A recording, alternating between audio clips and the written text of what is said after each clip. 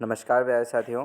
हम बात कर रहे थे 1111 महत्वपूर्ण वर्णन बिंदुओं के बारे में जो राजस्थान के इतिहास से संबंधित होने वाले प्रश्न हैं और आगामी प्रतियोगी परीक्षाओं में आपको 100% जो प्रश्न हैं वो देखने को मिलने वाले हैं दोस्तों।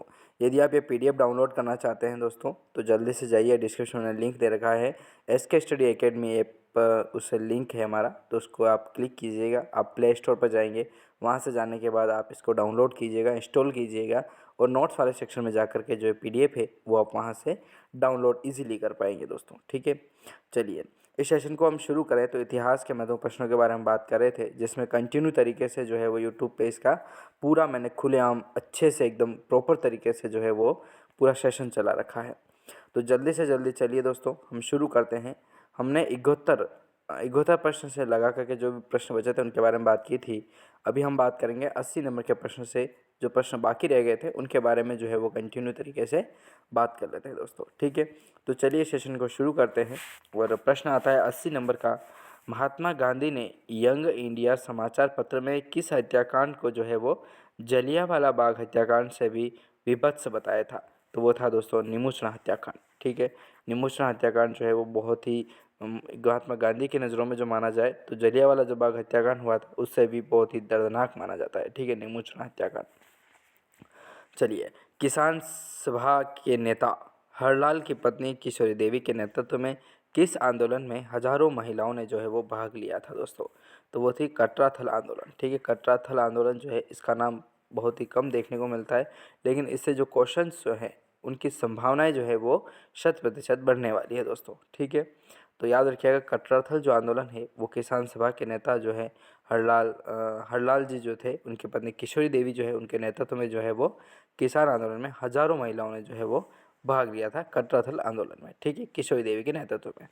फिर प्रश्न आता है 82 नंबर का कि प्रजामंडलों का मुख्य उद्देश्य क्या था? तो नागरिकों के अधिकारों के लिए जो संघर्ष थे वो इन आंदोलन के अंदर जो है वो प्रमुख मेन धुरी बन करके जो है आगे बढ़ रहे थे। ठीक है, तो प्रजामंडलों का जो मुख्य उद्देश्य था वही था कि नागरिकों के अधिकारों को जो है उनके लिए संघर्ष करना। ठीक है, और उनको अपने अधिकारों को लागू करना अपने स्वयं के लिए। ठीक है, लेकिन ऐसा करने नहीं दे रहे थे, तो इसी के बीच जो है वो लड़ाइयाँ झगड़े जो भी हो रहे थे वो इसका मेन कारण यही था। ठीक है, अपने अधिकारों के लिए जो है वो लड़ने का। फिर प्रश्न आता है 83 नंबर का कि राजस्थान का प्रथम प्रजामंडल कौन सा था? तो वो था जयपुर प्रजामंडल। ठीक है, जयपुर प्रजामंडल जो है दोस्तों राजस्थान का जो है वो प्रथम प्रजामंडल था। फिर प्रश्न आता है 84 नंबर का, किस राजपूत राज्य के प्रजामंडल की स्थापना जो है वो कलकत्ता में की गई थी दोस्तों? तो बीकानेर प्रजामंडल जो है उसकी स्थापना कलकत्ता में की जाती है। प्रश्न आता है 85 नंबर का, देखिए कंटिन्यू तरीके से चलें तो 25 प्रश्न आता है कि 1936 में मगाराम ने किस स्थान पर बीकानेर प्रजामंडल की स्थापना की थी? तो कलकत्ता में की गई थी। ठीक है, कोलकाता में की जाती है मगाराम के नेतृत्व में। फिर आता है कांगड़ा कांड। कांगड़ा कांड जो है वो किस प्रजामंडल आंदोलन के दौरान जो है वो घटित हुआ था? तो बीकानेर प्रजामंडल के दौरान जो है वो घटित होता है कांगड़ा कांड। 1938 ईस्वी में स्थापित मेवाड़ प्रजामंडल का प्रथम अध्यक्ष कौन था दोस्तों? तो बलवंत सिंह जो मेहता है उसके प्रथम अध्यक्ष थे मेवाड़ प्रजामंडल के। ठीक है, कब की बात है? तो 1938 ईस्वी की बात है। फिर प्रश्न आता है 88 नंबर का कि सुशीला और भगवती का संबंध जो है वो किस प्रजामंडल से था?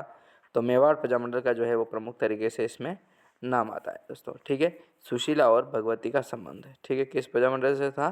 तो मेवाड़ प्रजामंडल से था। ठीक है, चलिए इसी कड़ी में आगे नेक्स्ट क्वेश्चन की ओर बढ़े तो देखिए 90वां प्रश्न आता है 31 दिसंबर 1945 से 1 जनवरी 1946। ठीक है, 31 दिसंबर 1945 से 1 जनवरी 1946 तक उदयपुर में All India States People's Conference की अध्यक्षता जो है वो किसके द्वारा की गई थी?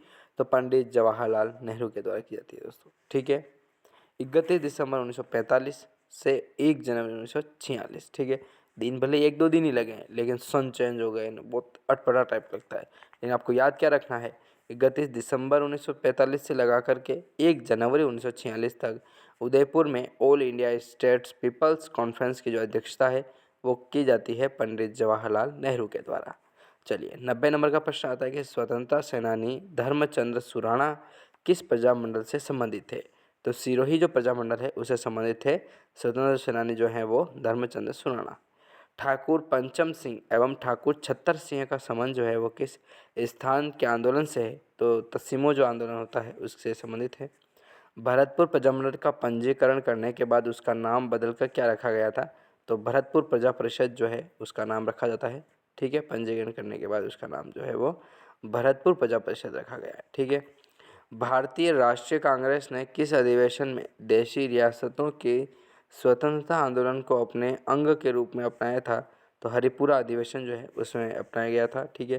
तो इस तरीके से जो है हमने तराणु प्रश्न जो हैं वो हम सोल्व कर चुके हैं और अच्छे से पढ़ाई भी कर चुके हैं इन प्रश्नों के बारे में।